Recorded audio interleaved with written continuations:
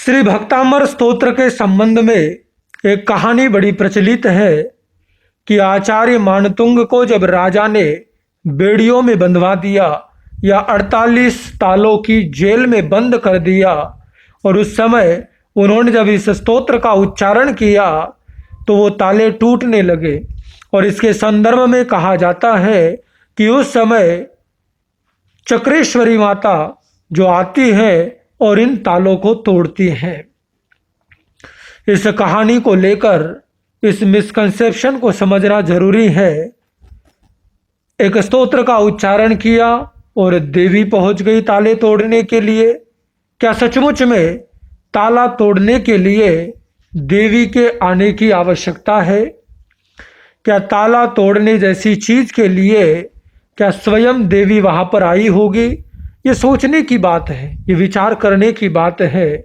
हम मैजिक के चक्कर में कई बार लॉजिक को भूल जाते हैं, लेकिन हर चीज के पीछे साइंटिफिक रीजन होता है, लॉजिक होता है, उसे समझना आवश्यक है। जिन लोगों के पास इतनी पर्याप्त मात्रा में इंटेलेक्ट नहीं है या बुद्धि नहीं है, उन लोगों के लिए कहानियां अच्छी हैं, लेकिन जो अपनी बुद्धि का इस्तेमाल करना चाहते हैं, जो लॉजिक खोजना चाहते हैं, जो इसकी सच्चाई को समझना चाहते हैं, वो इसकी गहराई में जाते हैं, डेप्थ में जाते हैं कि सचमुच में अगर ताले टूटे तो आखिर टूटे कैसे, उसके पीछे क्या कारण था।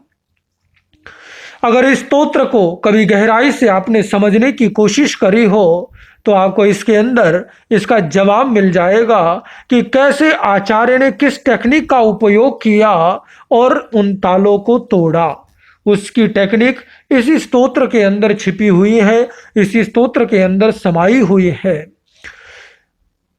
उसके पीछे का अगर लॉजिक आप समझ जाए, टेक्निक समझ जाए, क्योंकि कुछ भी होता है तो उसके पीछे टेक्निक होती है, लॉजिक होता है, विधान होता है, तरीका होता है, प्रयोग होता है। अगर एक क्षण के लिए हम ये भी मान लें कि चलो देवी ने आकर तालों को तोड़ा, तो देवी ने भी कैसे तोड़ा? क्या वो हथौड़ा लेकर आई थी? क्या तालों पे मार मार के तोड़ा था? नहीं। फिर कैसे तोड़ा? अगर हम ये भी मान लें कि देवी ने तोड़ा, तब भी ये सूत्र निकल कर के आता है कि देवी देवताओं के पास पावर्स होती है, ताकत होती है जिससे वो टूट जाता है। लेकिन वो पावर क्या है? वो पावर हम किसे कहेंगे? वो पावर क्या है? वो ताकत क्या है? तो वो भी एक टेक्निक है। चाहे वो टेक्निक का इस्तेमाल हम करें, चाहे देवी देवता करे, आखिर में काम करती टेक्निक ही है। उसके पीछे भी जो तरीका है, जो प्रयोग की विधि है, उस विधि को करके देवी देवता करे चाहे हम करें, बात एक ही है। हाँ, टेक्निक अलग अलग हो सकती है, लेकिन अगर देवी देवताओं के पास ऐसे फॉर्मूले हैं, ऐसी टेक्निक है जिनके माध्यम से वो ऐसे चमत्कार कर सकते हैं, तो ऐसी टेक्निक हमारे पास भी है। अगर उसकी नॉलेज हमें नहीं है, दैट्स अ डिफरेंट मैटर, वो अलग बात है। लेकिन तरीके होते हैं, प्रयोग होते हैं, विधि विधान होते हैं, ये टेक्निक होती है। पहले के जमाने में आकाश में केवल देवी देवता उड़ते थे, अब तो इंसानों ने उड़ना शुरू कर दिया, क्योंकि पहले टेक्निक सिर्फ उनके पास थी, अब हमारे पास भी है। और ऐसी बहुत सारी चीजें हैं जो पहले के जमाने में केवल विद्याधर या देवी देवता कर सकते थे, लेकिन आज इंसान के लिए मुमकिन है। इंसान कर पाता है क्योंकि उसने टेक्निक को समझा और उसे अप्लाई किया, इम्प्लीमेंट किया, अपनी लाइफ में लेकर आया, और वो भी देवता तुल्य हो गया। उसने भी वो कारनामे कर दिखाए। और ऐसा ही कुछ कारनामा टेक्निक इसके अंदर छिपी है भक्तामर महास्तोत्र में। अगर आप इसकी संरचना देखेंगे तो इसे वसंत तिलका छंद में बनाया गया है, जो छंदों में एक बहुत ही उत्तम कोटि का छंद है। और उसी के साथ साथ इसमें शब्दों की संरचना कुछ ऐसी है कि इसमें 7 लघु अक्षर हैं और 7 गुरु अक्षर हैं एक ही पंक्ति में।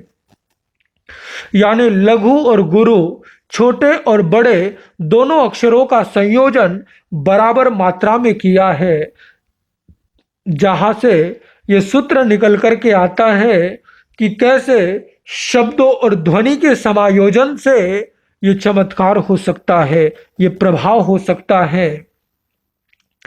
इन शब्दों का समायोजन ऐसा है कि केवल शब्दों से ही वो शब्दों की संरचना और वो साउंड वेव्स ऐसी क्रिएट की गई कि जिनके द्वारा हथौड़ी से ताले तोड़ने नहीं पड़े, बल्कि उन ध्वनि के माध्यम से ही वो ताले टूटने शुरू हो गए और टूटते हैं। अगर आपको पता हो, जहाँ पर डायमंड माइनिंग की जाती है, जहाँ पर हीरो की खान होती है, उन्हें कैसे तोड़ा जाता है, हीरे कैसे निकाले जाते हैं। अगर पत्थरों की खदान हो तो वहाँ डायनामाइट लगाकर विस्फोट किया जाता है, लेकिन जहाँ डायमंड की माइन हो वहाँ पर ऐसा नहीं किया जाता, क्योंकि अगर वहाँ पर डायनामाइट लगा दिया तो फिर डायमंड मिलेगा ही नहीं। उस विस्फोट में डायमंड भी खत्म होगा और सब कुछ खत्म होगा। इसलिए वहाँ पर जो काम करती है उसे कहा जाता है अल्ट्रासोनिक ड्रिल्स। ये ऐसी अल्ट्रासोनिक ड्रिल्स होती है जिनके माध्यम से जहां पर साउंड वेव्स क्रिएट की जाती हैं और वो विशेषज्ञ देखते हैं कि कहाँ पर डायमंड है और कहाँ पर व्यर्थ का हिस्सा है। जहाँ व्यर्थ का हिस्सा होता है वहाँ पर वो साउंड वेव्स को क्रिएट करते हैं और जिनसे वो व्यर्थ हट जाता है और रतन मिल जाते हैं, हीरे मिल जाते हैं, डायमंड मिल जाते हैं अल्ट्रासोनिक ड्रिल्स यानी साउंड वेव्स को क्रिएट करके। और यही विज्ञान इस भक्तामर महास्तोत्र में छिपा है कि शब्दों की संरचना और ये जो गुरु और लघु शब्दों का समायोजन है वो इस ढंग से है। और वसंत तिल का छंद यानी ऐसी ध्वनि जिससे कुछ टूटता है, कुछ बिखरता है। कहानी कहती है कि 48 ताले टूटे, ये बाह्य क्षेत्र है, लेकिन शास्त्र कहते हैं हमारे जीवन में हमें जो बंधन में रखे हुए हैं वो है 8 कर्म, और उन 8 कर्मों की 48 प्रकृतियां हैं। और जब ये स्तोत्र, ये शब्द समायोजन का उच्चारण हम करते हैं तो हमारे अंदर कुछ टूटने लगता है, और वो टूटती है 48 कर्म प्रकृतियां।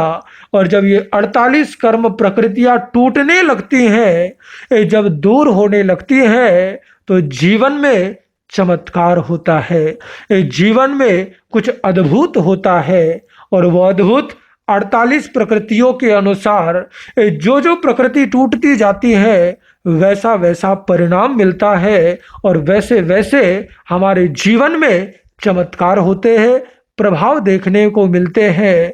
तो ये बहुत ही साइंटिफिक स्तोत्र है और इसके पीछे बहुत गहरे लॉजिक जुड़े हैं, जिसे आने वाले समय में हम समझेंगे। आज के लिए केवल इतना ही। ओम शांति, ओम शांति।